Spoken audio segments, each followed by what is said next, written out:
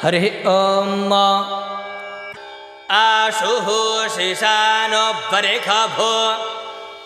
न भीमो घनाघनः क्षोभणश्चरेखणीनाम्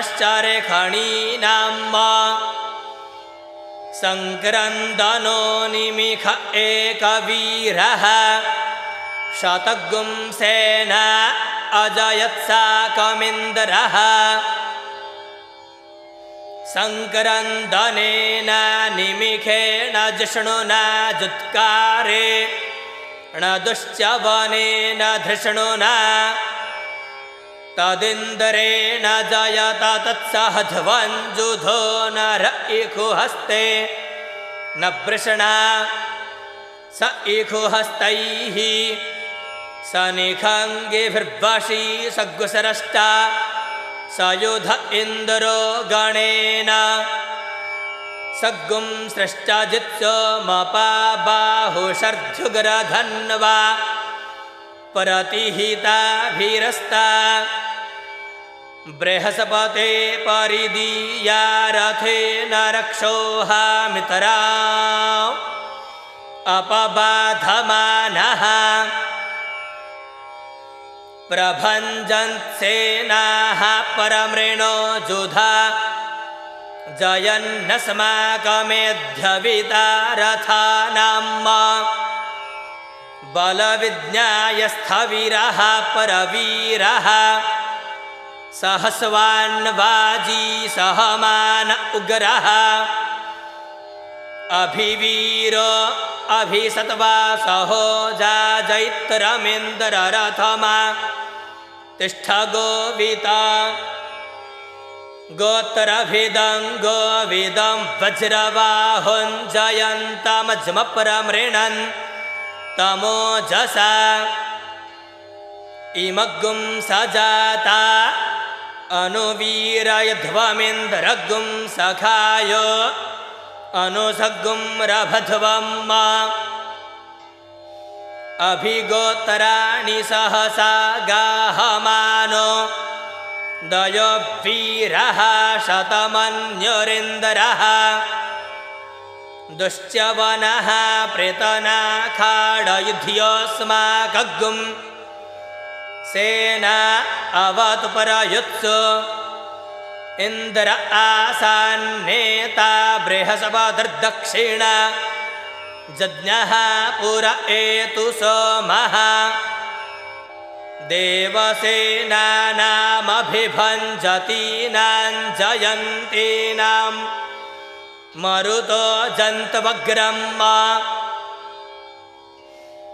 इन्द्रस्य वृषण वरुणस्य राज्ञ आदित्यानां मरुता गुंशर्ध उग्रम् महामनसां भुवनच्यवानां घोखो देवानां जयतामुदस्थात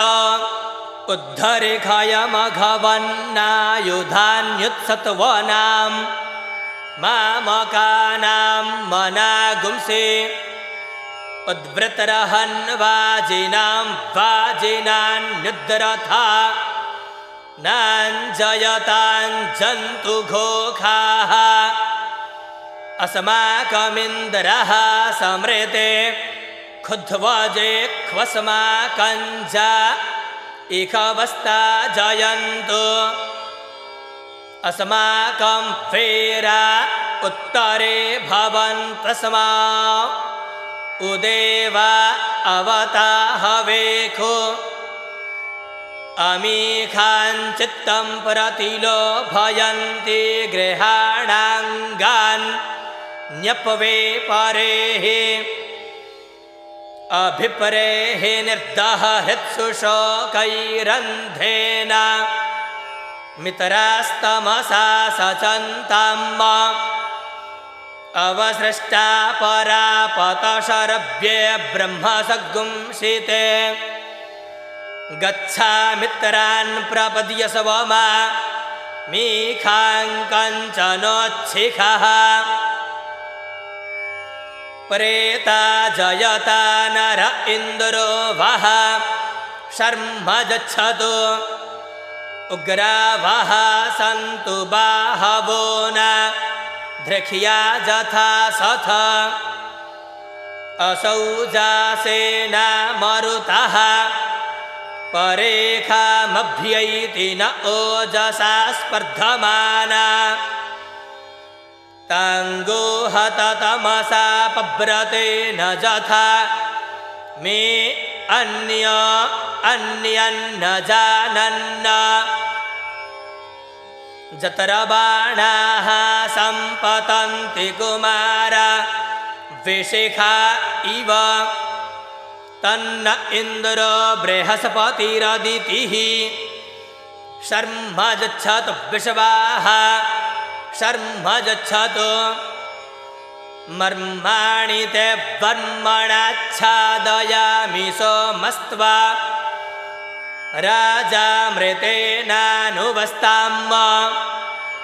उरोर्भरीयो वरुणस्ते कृणो तुजयन्तन्त्वानुदेवा मदन्तु